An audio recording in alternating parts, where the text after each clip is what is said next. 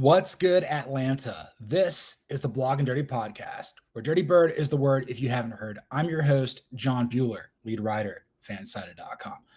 Coming to you guys a little bit early today. Had to move some stuff around. Got a meeting here coming up at the top of next hour. So going to try to get this in here in about a good 45 minutes or so. Got a lot of stuff to talk about today with your beloved Atlanta Falcons.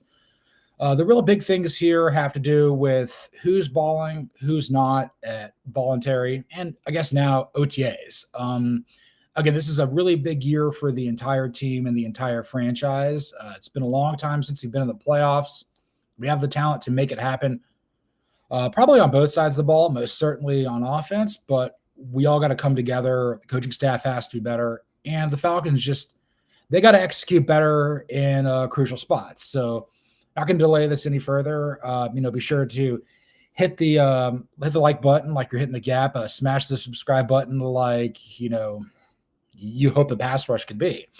But we're going to get started here with some too legit to Pitts. The big topic of today is Kyle Pitts apparently dealing with an injury that is keeping him out of OTAs. So here's what I've gathered. Last week, he was thought to be absent. He was not seen practicing on the field. But he's been there apparently, or at least there now for the mandatory portion of it, going through team meetings and everything like that. The Falcons initially said he had an undisclosed injury, but ESPN's Adam Schefter has relayed the fact that it looks to be a strained muscle in his foot. I'm going to look over here and give a quote from head coach Raheem Morris about Kyle Pitts' situation. Extremely cautious with Kyle right now and what he's got going on. Obviously, don't talk about injuries this time of year, but definitely being cautious with him so you won't see him. He's been here. He's done such a great job. He's been in every single thing that we've done other than the field. He's been absolutely outstanding to be around. So this is not a holdout. This is more of an injury thing. Pitts is he's in his fifth-year option year with the Atlanta Falcons that was extended to him after the 2023 season. And so it's time to put up or shut up for Kyle Pitts here with the Atlanta Falcons. Again, for me, it all comes down to how well does he gel with first-year starter Michael Penix Jr. at quarterback. If they get on the same page and they build a great rapport, then he'll probably be here, and he'll be here throughout the season, maybe get another contract with the Falcons. There's also a chance that if he balls out, he may price himself out of Atlanta because he'll be a top of the market sort of tight end. And that's the kind of thing that happens when you have a fantastic year when you're supposed to in a contract year. It happens in every sport. But I think this is good. I think this kind of shows that maybe everybody is more along the same lines on the same page here. This is a lot better than maybe me overreacting last time with Pitts not being there. And, I think as long as he's locked into what's going on in the meetings, being a good teammate, and I think that'll work. Obviously, the real downside here is he's not going to be able to build his rapport as quickly as the other members of the Atlanta Falcons offense. So, by him not getting reps out there with Penix, that's going to allow more for other people to get balls thrown their way, whether that be Drake London, Darnell Mooney, Ray McLeod, Bijan Robinson out of the backfield. You name it. There's more opportunities to be had out there. And with his roster spot essentially up for grabs heading into this season for next, I wish he was out there to go out there and prove it and really kind of silence as many critics as he has here. Again, this is a guy that's immensely talented, but I think he's only as good as his quarterback allows him to be. He was a stud when he had a Hall of Famer throwing him the ball in Matt Ryan, but obviously when you have the likes of Marcus Mariota, Desmond Ridder, and Taylor Heineke throwing you the ball, you're going to struggle. There were moments where he had success with Kirk Cousins, but we'll talk about him here a little bit. And obviously, there was a few glimpses there last season in the final 3 games of the year where it seemed as though he and Penix were getting on the same page pretty regularly. So that was certainly exciting. But yeah, I guess to really tie a bow on this topic here, I feel a little bit better about it than I did maybe this time a week ago. I think just the information's come out. Obviously, the Falcons don't want to discuss injuries. Obviously, if he's dealing with a foot injury and he's a tight end, let's not force him into action. allow that thing to heal, allow him to come back, be fully healthy for training camp and the preseason games. Hit the ground running versus the Buccaneers week 1, I believe, at home. If I recall correctly, that's our first game of the season. So I wish he was out there. I wish it wasn't so noisy, and I wish he wasn't such a polarizing player here within Dirty Bird Nation, but this is the lot in life that Kyle Pitts lives. If he wants to come out of this, okay, he needs to come out of it on top. So we're going to move on to our next topic here, a guy who's really kind of balling out here to some degree as well. Let's move on to a new topic today with some here comes now, I say Mooney with some Darnell Mooney here. What can we expect from Atlanta Falcons number 2 wide receiver Darnell Mooney in year 2 at the team? Ike Hilliard, the Falcons wide receivers coach, had some very interesting things to say about him on the team's website. He said, "We look at Mooney as obviously a yards per catch guy, a vertical threat, and a veteran presence that can help, I think, with each guy in the role. Considering he was a 5th-round draft pick and earned an opportunity to earn a second contract, he knows what it takes to be a pro, so we're going to lean on him a lot more than we did last year and see where that goes." You have to remember that Mooney came in after spending his first 4 years out of Tulane with the Chicago Bears and was essentially one catch away from having a 1,000-yard season. He was basically there. This is a guy who was from Gadsden, Alabama, grew up nearby, obviously kind of overlooked. You kind of wish, if you grow up in the state of Alabama, you want to play at either Alabama or Auburn. Tulane's a great school. Tulane's a great football program, but it's not Alabama or Auburn. That's just how that goes. The passing game, whether you're a receiver or a quarterback, your career kind of goes to die in Chicago. So coming to Atlanta, being closer to home, I could get behind that for him for sure. But I think it's interesting that Hilliard, again, a former Florida star, former wide receiver with the Giants and Buccaneers in his playing career, says that his ability to, be multifaceted, whether that's, be a vertical guy outside the numbers, go in between the numbers and make plays as a possession receiver, be a complimentary guy, be a guy that you can force the ball to. It's going to help everybody else in this receiving corps. It's going to help, take pressure off of Drake London. I think London at this point has kind of got it figured out, but, you always want to be learning. I think he's going to be able to show Ray McLeod how to be more of a factor, outside of the numbers. McLeod was kind of more of a slot guy. Maybe there'll be more of a role for Kadero Hodge or Chris Blair or Nick Nash, the rookie out of San Jose State, in this receiving corps. Maybe he can show, Bijan Robinson how to be a more effective pass catcher out of the backfield. But Mooney, that's a guy here that I think, I don't necessarily know if he raises the floor or raises the ceiling here, but anything that he does in the context of this Falcons offense, building off what we did a year ago, that's a boost for the entire system. I feel like if he plays up to his standard where he's a 1,000-yard type of guy, I mean, the Falcons offense is going to be as good as what people think it might be. Obviously, I think he had a better rapport with Cousins than he did with Penix, but they're working on that. They're building on that. I mean, Penix, again, didn't have first team reps with the team until ahead of the final 3 weeks of the season, ahead of the New York Giants game. So they're trying to work together and make this happen. But I think what we're looking for here with him in year 2 is just being more comfortable, being more vocal, being more of a veteran leader on this team. A guy, who's been in the league, has seen some stuff, has had to earn and claw his way to being a viable NFL starter, a guy that is going to be a featured player and a very strong passing offense. You want to believe that these free agent acquisitions that you make, you're not just looking for stuff in a garage sale. You're hoping that you're getting something that was undervalued by another team and it works out for you. Yeah, he got paid to come to the Atlanta Falcons, but 5th-round pick to be a number 2 wide receiver and a guy that we don't really have many doubts about, that's a huge testament to what his game is here. I think again, another year in Zach Robinson's offense is going to be to his benefit and to the entire system. As long as he stays healthy and as long as, he plays like he did last year at times. I was very impressed with him last year. I thought he was a fantastic acquisition.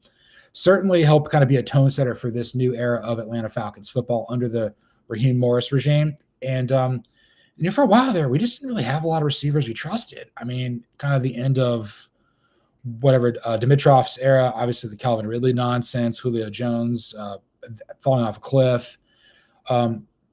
He's gone out there and he's just been an immediate plug and play type of player. So I'm very excited to see him be more empowered in this season as opposed to last.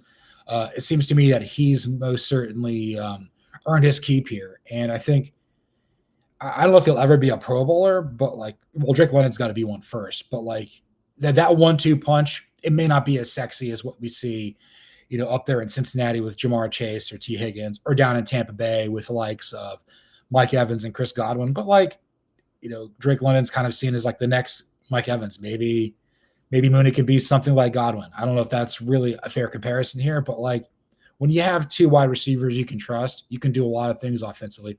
Now you can run the ball too. I mean, that shows as long as quarterback play is good, which I think Penix will be able to provide that, then I think we're in a really great shape for the start of the year here. So yeah, I'm very bullish on what Darnell Mooney could do here in year 2 with the Atlanta Falcons.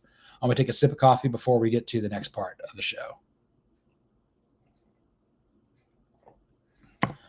Moving on to our third topic here, we obviously got to talk about some Kirk Cousins with some you like that. So here's the very latest on what we need to know about the Kirk Cousins trade front. Again, this is all very fluid. There's a few things that I think are very important to discuss here. Number one, we are past June 1st, meaning that it becomes less punitive if he's cut, like a post-June cut. Yes, the Falcons will eat a lot of money in doing that, but it's not going to be as detrimental as it was prior to the first of this month. So they're comfortable with him being a high-priced backup, but if it becomes untenable, he doesn't want to be a good teammate, etc., they could part ways with him. But I don't think that that's really going to happen because I came across this article for ESPN. I believe it was their entire staff. They're basically talking about the big trades, involving Cousins, Trey Hendrickson of the Bengals, and Jalen Ramsey of the Dolphins, and kind of where they could end up, what places make sense. So the latest on Cousins, Mark Raimondi basically said that Atlanta is comfortable with Cousins as the backup. They figure if they're going to pay him $27.5 million in guaranteed money for this year, they might as well hold on to him or at least get something in return. He's expressed to owner Arthur Blank that, he does want to play somewhere where he could start. Obviously, the Falcons are moving forward with Michael Penix Jr. entirely. So that option's not here for Cousins in Atlanta, assuming Penix stays healthy. You also have to remember that Cousins has a no-trade clause. He is due a $10 million bonus in 26. Again, the Falcons are probably going to take on the bulk of his guaranteed money, but the other team could take some stuff on with a trade. So Raimondi's at 4 ESPN colleagues, Jeremy Fowler, Dan Graziano, Ben Solak, and Seth Walder each listed a team that they think that Cousins could potentially be traded to. Fowler mentioned the Cleveland Browns. Graziano mentioned the Minnesota Vikings. Solak mentioned the Pittsburgh Steelers. And Walder mentioned the Minnesota Vikings as well. So they both there's 2 Vikings options here. And I think the interesting thing is the Saints aren't one. They basically have said that's not happening. There's no chance the Falcons are going to trade him in division at this point. I think the fact that the Saints like Tyler Shuck a lot, they're going to see what they do. I think it serves the Saints honestly to see if he can play or not. If he can play, then maybe they don't have to reach on Garrett Nussmeier next year with the number 1 overall pick. Maybe they could go get the best player who's not a quarterback next year. I mean, wish it could be Jeremiah Smith, but they got to wait another year for him to come out of Ohio State because he's not eligible yet. But so I think initially I kind of agreed with Solak, which is odd for me because I don't agree with him on anything. That the Steelers are probably the team that I thought he'd go to. Pittsburgh has got to figure out its quarterback situation. It seems more and more likely that Aaron Rodgers is not going to do it. I think he's going to retire and sail off into the sunset doing God knows what. They could be comfortable with Mason Rudolph. They could see what Will Howard is behind him. And I wrote about this for fanside.com. I said, the only guy that I think could be better than Rodgers is Cousins. And you could potentially trade for him there. I also listed out, I think that he's been tied. The Steelers have been tied to Carson Wentz, which why would you do that? And then I think Tyler Snoop-Huntley is still out there as well. I think that there's some advantages he has in the division too to potentially be signed. I think the Steelers, are trying to free up some money to figure out what they want to do at quarterback. And even though they'll probably win about 9 games with Rudolph starting for them, like, what are we doing? It's just the Steelers feel like a colossal waste of time until they get like a new quarterback or they get a new regime here. I'm so done with Mike Tomlin. I'm just so done with this. I'm about as frustrated with him as I am seeing Freddie Gonzalez be the third base coach for the Atlanta Braves. God, it's going to be a long summer for Braves country out there, but we're Dirty Bird Nation, so it's not a complete crossover or complete tie-in, but there's a lot of overlap here. So I look over here at what Solak says. He says the Falcons get a 2026 6th-round pick, could be a 5th-rounder with performance conditions, and the Steelers get Cousins and cash considerations. Okay, that's kind of what I figured that might be. Looking at Graziano's offer to the Vikings, and I'll throw Walters in there as well. Graziano says the Falcons get a 2026 5th-round pick, a 2027 7th-round pick, and cash considerations. The Vikings get Cousins. And then Walters says the Falcons get Sam Howell and cash considerations, and the Vikings get Cousins. You get Howell. That would be kind of cool. That would be the way to offset losing Cousins. As opposed to having to rely on Easton Stick or having to sign somebody like Wentz or Huntley or even Teddy Bridgewater if he wants to play on the open market there. It would probably be Wentz because I think he's got some of that McVay connection. So yeah, maybe the guy I've dumped on so much ends up playing here at Flowery Branch. He can hunt in Georgia, so he's got that going for him. But anyway, the Vikings ones, I like the idea of Howell. I still wonder if he eats more than chicken fingers. The nervous bird.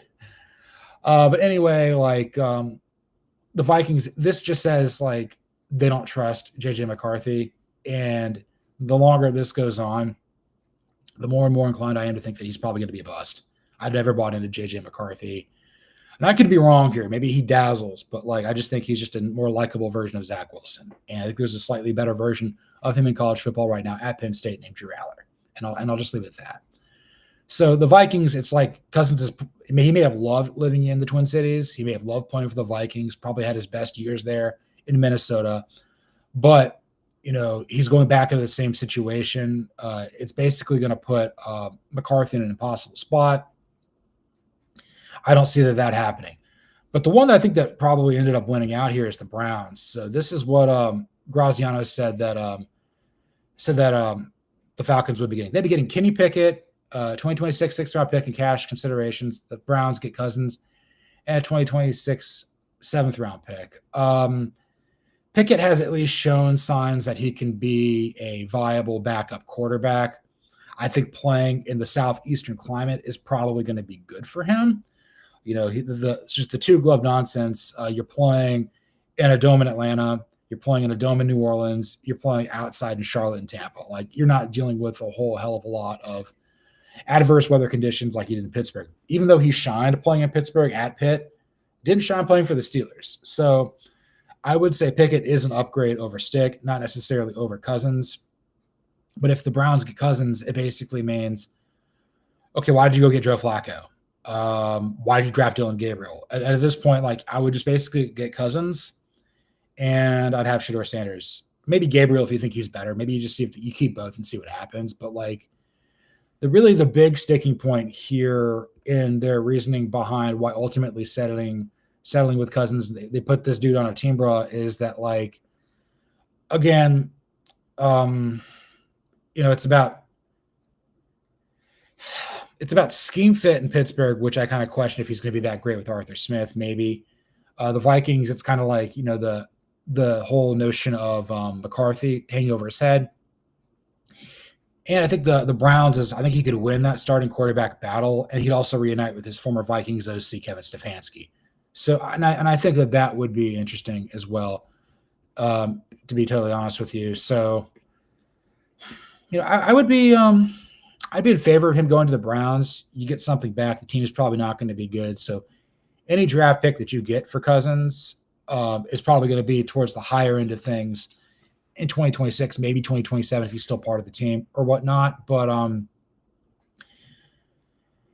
Probably the best way for me to describe this right now is there's a lot of moving pieces here. It's the same sort of teams are still kind of circling back. Maybe they'll be interested in Cousins or not, but it doesn't seem like the Saints are really in it anymore.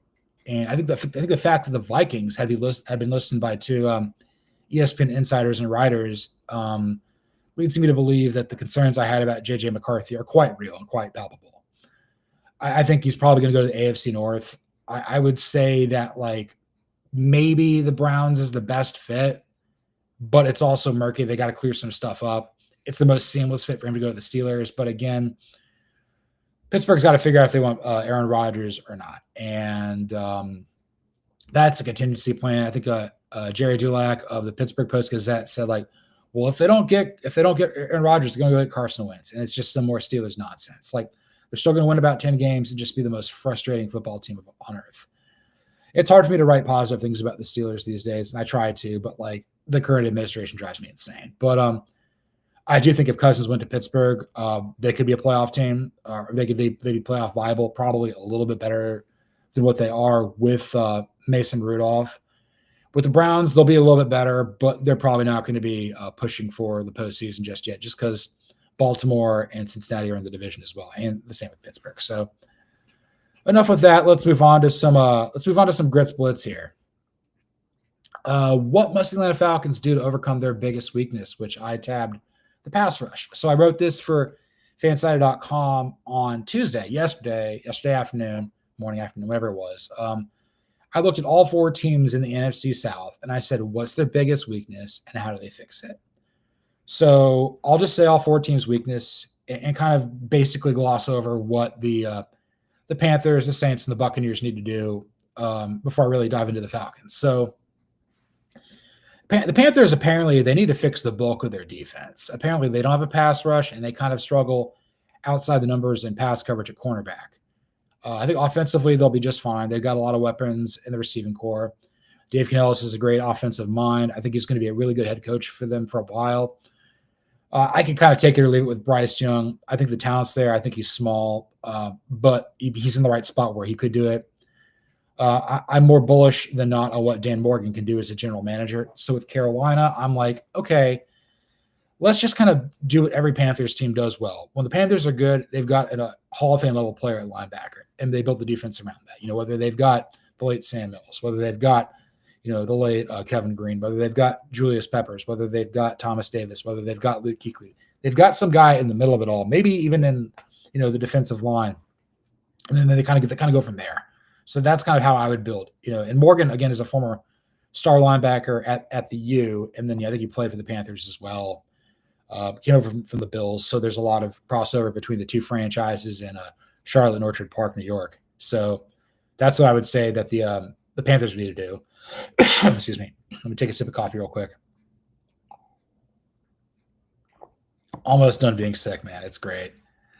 Yeah, it's just the worst right now. But anyway, as far as the Saints is concerned, they got to get better quarterback play. They reached on Tyler Shuck out of Louisville. He also played at Texas Tech and Oregon. Played in college for 7 years, so maybe he's further along than expected. Derek Carr abruptly retiring is not good for the Saints, but it's good for us and the rest of the division. We'll see what Jake Haener could do in year 3 out of Fresno State, and what Spencer Rattler can do in year 2 out of South Carolina by way of Oklahoma. If I was Kellen Moore and Doug Nussmeier, what I would do is I would focus in on trying my very best to breed the most amount of competition possible in the quarterback room. In the end, I would basically do what the Carolina Panthers did in 2010. It wasn't great. It didn't work out for them at all, but they basically put Jimmy Clausen out there as a second-round pick and said, go get it. Go make it happen. And if you can't, we'll just use number 1 pick on a quarterback. And they drafted Cam Newton. Maybe the Saints will do that. Maybe they'll draft Doug Nussmeier's son, Garrett Nussmeier, number 1 out of LSU. He kind of reminds me of Matthew Stafford. If he's Justin Herbert, okay. If he's Sam Darnold in a good year, that's fine. If he's playoff Blake Bortles, that's good for us too, because the Saints won't be getting to the playoffs with that. But the Saints need to figure out what they're doing at quarterback. And then obviously the Falcons and Buccaneers have the same issue. It's pass rush. So with the Buccaneers, again, we've seen them have a good pass rush. And what I argued is, lean on Baker Mayfield more offensively to kind of take bigger control. Josh Grizzard's the new OC. They had like their fourth OC in as many years because Liam Cohen's now the head coach of the Jaguars, and then Dave Canellis is now in year 2, leading the Panthers. And I think before that you had Byron Leftwich and didn't work out. And again, Grizzard's a promotion from within, so like that might be able to help with some levels of continuity there. But Mayfield's got to take on more of a leadership role in offense, which I think frees up Bulls more to focus on developing a pass rush. Still can't really believe that they got Emeka Egbuka over Giada Campbell, but Egbuka has apparently looked really good in the OTAs to this point. So, I trust Jason Light probably more so than most general managers out there. As I look at this with the Buccaneers, it's an easy fix, but I don't necessarily know if they have the talent. As far as the Falcons are concerned, God, they need a pass rush. I joke about cutting this finger off just to think if it would help generate a pass rush here in Atlanta. The big thing that they did is I think that like they went out there and they addressed it by drafting Jalen Walker, number 15, out of Georgia because he fell to them. Again, why didn't Carolina draft him? I don't understand. Why didn't the Saints draft him? He's here in Atlanta. And then they trade up to 26 in a deal with the Los Angeles Rams to get Pearce Jr. out of Tennessee. Braylon Trice is still not back from his injury last year, but it looks like he might be ready to go. The former third-round pick out of Washington come training camp. You still have Arnold Ebiketie as well. You've got Leonard Floyd to come over in free agency from the 49ers to reunite with Raheem Morris. So just, trust Raheem Morris, trust Jeff Ulbrich, because anything will be an upgrade over what we had with Jimmy Lake. And I think the big thing with this is Morris can probably focus more on defense because I think Zach Robinson's a future head coach in waiting. He's maybe our next Kyle Shanahan, probably a more likable version of Kyle Shanahan. But like, I think he's kind of got the offense figured out as well. TJ Yates, former Falcons quarterback, former Texan star, former UNC star, former Pope Greyhound, right down the road from where I grew up. I think that like they've got some continuity there on the offensive side. So maybe Morris and Ulbrich can focus more on like defense because I think both of them having head coaching experience, or at least Ulbrich in the interim last year with the Jets, that will serve the Falcons in a lot of ways. I think that like they put their focus on really getting the defense to figure it out. I think that would be tremendous. I think the pieces are there, but it's all about putting the players in positions to succeed. And I think more importantly, it's about the coaches leveling up. And again, like this year will be, if they don't make the playoffs, I kind of struggle to see Raheem Morris getting a third year here because like they brought him in here because he was supposedly a great defensive mind. Brought him in here because, he's a very likable guy, team coach, earned this next opportunity. And I want to see him succeed. I think he's much more likable with the media than Arthur Smith ever was. Smith kind of bullied them, and then they eventually turned on him like somebody else who lives in Washington, D.C., and we'll just leave it there. But anyway, like the Falcons, they got to be coached better. And the players that they draft, they got to go out there and perform. So we really need to have an ensemble cast. Like in the last episode, I talked about like guys remembering dudes. Like, where's the Lester Archambault season where the guy just has 10 sacks? Like, where's that? Can we get something like that? That's not Vic Beasley. Can we develop our next John Abraham and whatnot? Anyway, I kind of feel that like the pieces that are there to be solved more readily than, with the Falcons than maybe with the other three teams in the division with their problems. Do the Buccaneers have the pieces? Do the Panthers have the pieces? And with the Saints, maybe they do with Shuck, but that's a tough road to hoe. So that's kind of how I'm feeling with all of this. So the Falcons have to overcome their biggest weakness, which is the pass rush. It's one of the most glaring weaknesses in the entire sport. It's about damn time. Moving on to our penultimate topic here, we're going to blow the whistle, and it's going to be about the pass rush here a little bit as well. Is it a big concern that first-round rookie Pearce Jr. is not among the first team at this stage of OTAs? Read that here. I'm going to take a sip of coffee, and I'm going to explain this point very concisely.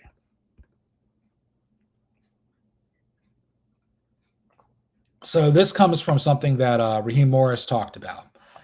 I believe in the first part of, or the second part of OTAs, so the part that's open to the media, that James Pearce Jr. was not like going with like the 11-11 from the start. That was basically this. Maybe he did that a little bit more so from the jump. So maybe that's a little more clarity here. Raheem Morris did provide this level of quote. So he said, "We had him on the side, ramping up, as we call it try this read this again. We had him on the side, ramping up, as we call it when we get him in here. We want everybody to have a certain spot. We want them to be before. We want everybody to be in a certain spot where we want them to be before we get them out there in practice. We just don't like throwing people into drills. Like, for example, when a guy has a miss or something, we may ramp him back into it to make sure we're not missing any steps." He also clarified that, Pearce did 11-11 work in practice, not open to the media last week, which was really good for him. A little bit of a word salad, a lot of W's in there. So again, it's a little early. Caffeine's kicking my ass a little bit, like Ed Henry.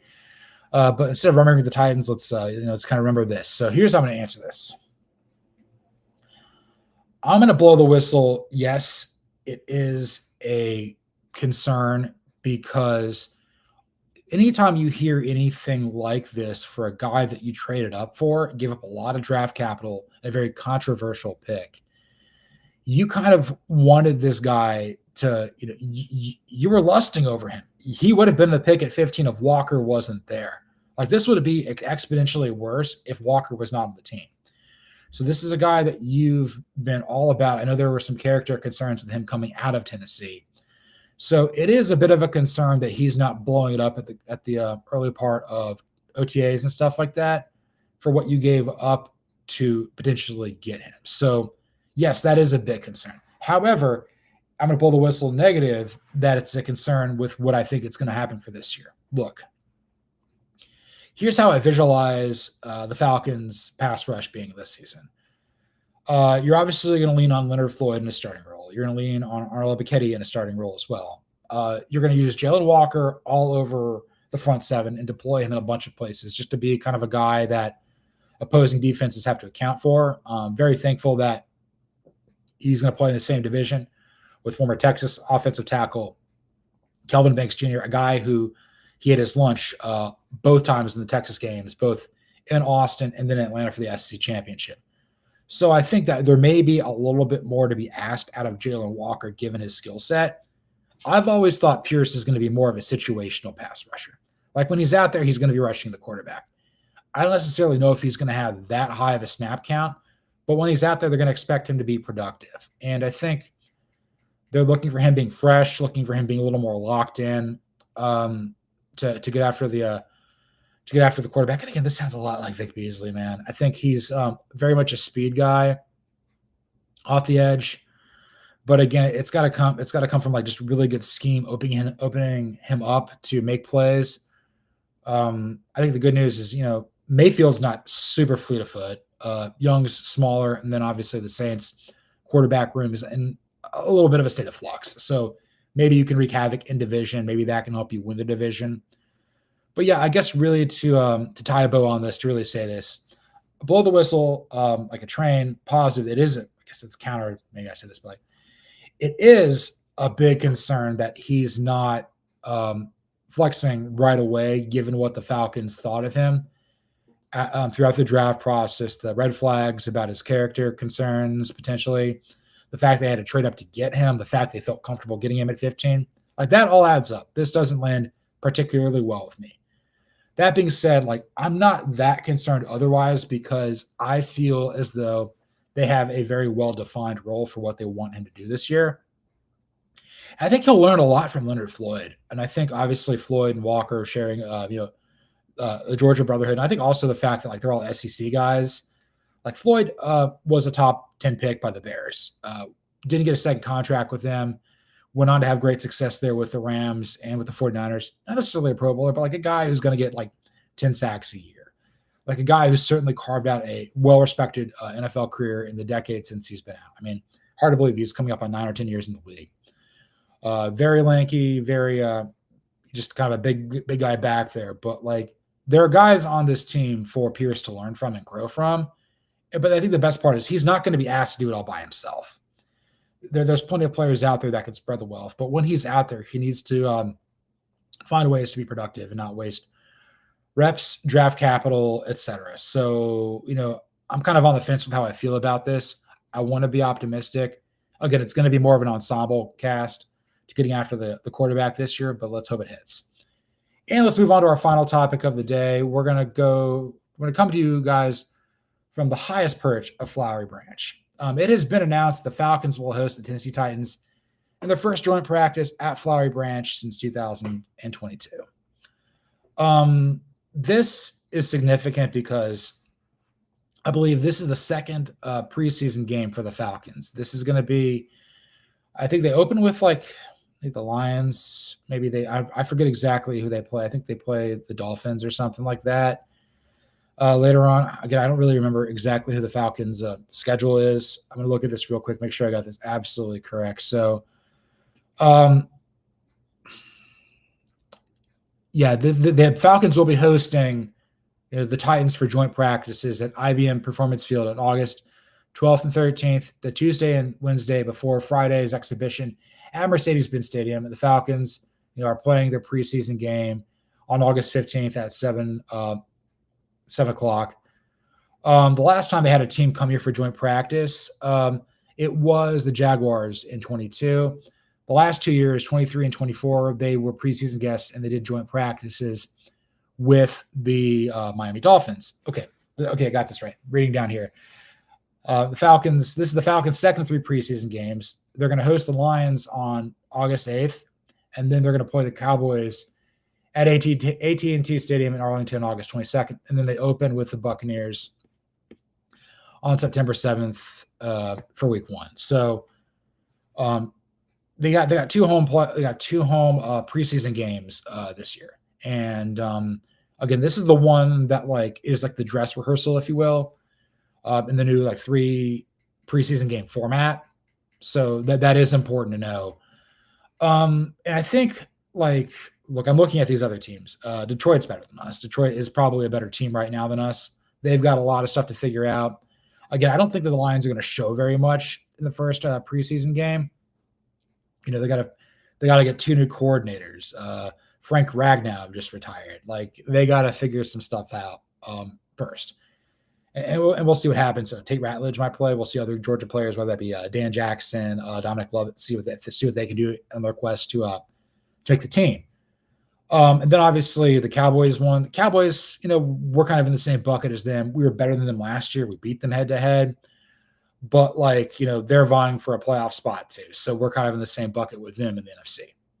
And I think that's fair. I think my fall start colleague and co-host and often the guy who comes on this show, Cody Williams, who's a Cowboys fan, would probably agree with me. Atlanta and Dallas are not that far off.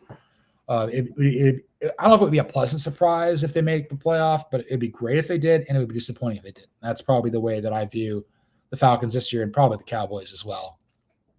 But the Titans, they are one of 3 teams in the NFL that do not have a primetime game. I believe it's the Saints and the Browns are the other 2. These are 3 teams that are expected to be terrible. And I would say of the 3, I would think that Cleveland could be the better of the 3. I think the Saints, they might be the worst team in football. And the Titans, they were the worst team in football. Again, maybe Cam Ward's really good. I'm a little apprehensive on that. I don't necessarily subscribe to that, but he could be. I do like Brian Callahan as an offensive mind. I just kind of wonder if the dysfunction of the Titans will eventually get to him, and he'll probably go be a coordinator again for somebody else, some other team. I don't know. Maybe he comes here if Zach Robinson becomes a head coach somewhere else. I thought that much of Brian Callahan as an offensive coordinator there for the Bengals. But I think being able to have joint practices is huge. I think you get more out of that than maybe you do in the spring or in the in training camp or in the preseason. Because a lot of times players get really tired of competing against their teammates. Frustrations boil over, and that kind of creates some dysfunction, maybe some division within the locker room. Unintentionally, but it does. But I think when you're going up against somebody else and having good team practices, both teams can get better from it. Obviously, the Falcons are further along than where the Titans are in their competitive life cycle. Atlanta probably needs to make the playoffs. The Titans are not quite there yet. They're probably one of about 8 teams that would almost guarantee will not make it. But I think it's also interesting that like they're hosting the Titans. This is Arthur Smith's former team. This is a team that's 5 hours away. More often than not, like teams in the same teams that are in the same division but in the opposite conference play each other, like South play South, North, North, East, East, West, West. Just so travel's not as punitive. You get to go up against a team you're probably not going to play this year, so you don't have to really hide anything, if you will. So that's why the Falcons always play the Jaguars in the preseason. I mean, yes, the Miami Dolphins are more like in the AFC East, but Miami's not terribly far away from Atlanta. The Titans always end up playing teams like the Saints, the Falcons, the Panthers, the Buccaneers, what have you. But and I think this is really good for the team just to kind of be on, let's make sure it's happening. Let's be proactive here. Let's look for opportunities to get better. And I'm just going to finish with this.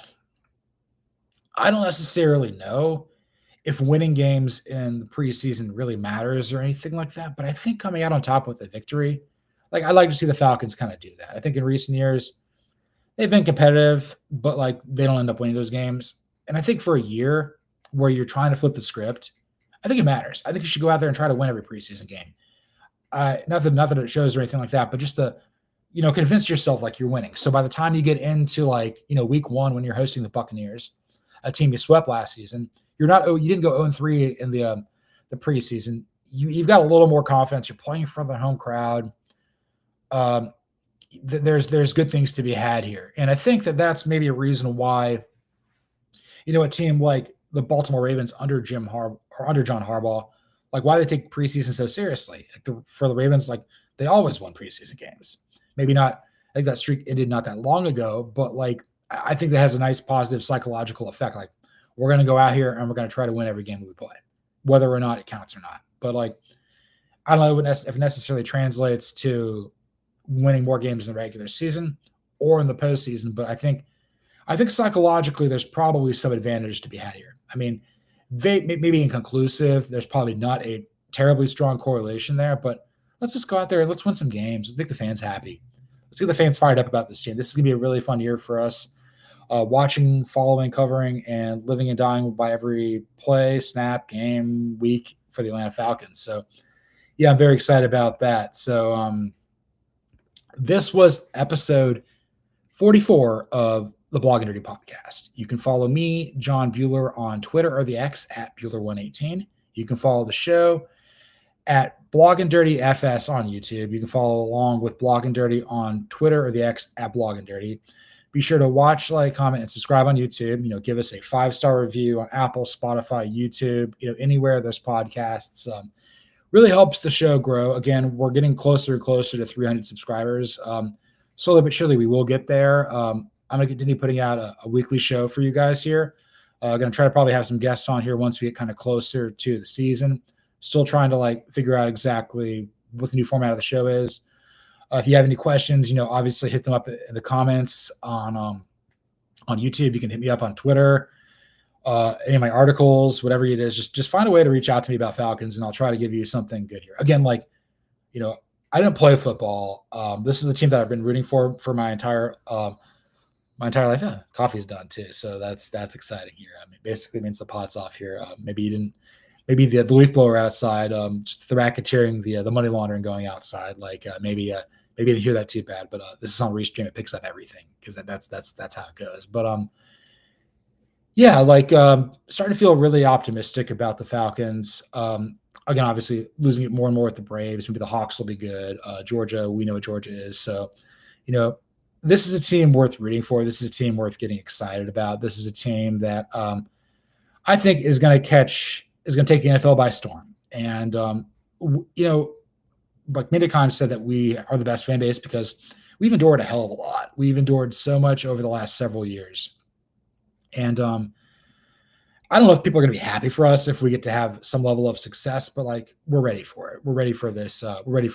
Big opportunity here with our Atlanta Falcons. So once again, thanks for listening. And this is the Blog and Dirty Podcast.